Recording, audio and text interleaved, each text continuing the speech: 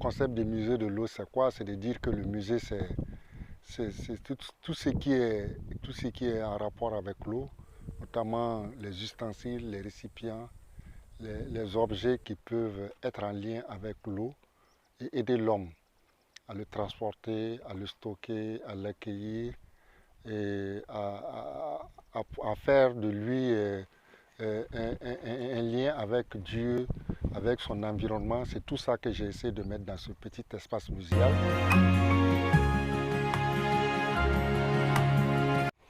Et très concrètement, ce qu'on trouve dans ce musée, c'est des objets comme les puisettes traditionnelles, les outres, les calebasses, les gobelets, les pompes, tout ce qui peut aider l'homme à, à l'exode de l'eau, au transport de l'eau, au stockage de l'eau et au prélèvement de l'eau.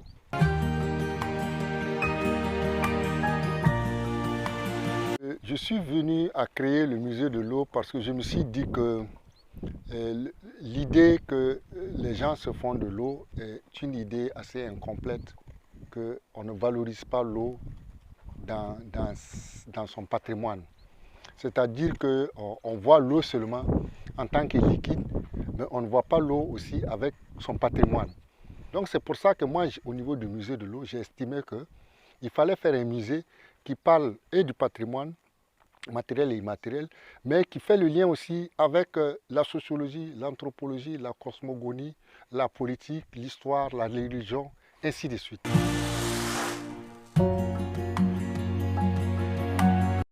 Cette pirogue que vous voyez là a été faite par un dessinateur, artiste qui s'appelle Bonkongu Jérôme, qui est un artiste maison, et que nous avons repêché cette pirogue dans un barrage et nous avons essayé de mettre un peu de la coloration dessus et nous l'avons baptisé le Lampedusa.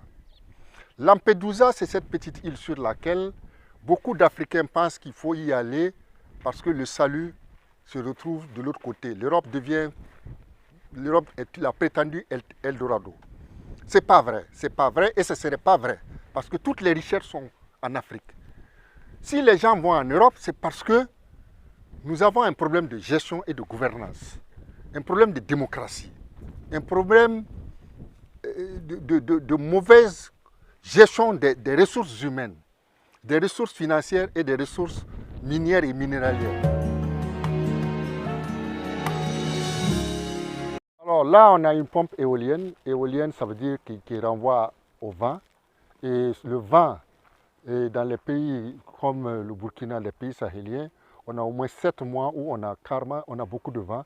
Et cette pompe va chercher l'eau dans des profondeurs de 150, entre 80 et 150 mètres pour sortir de l'eau et approvisionner les villages en eau.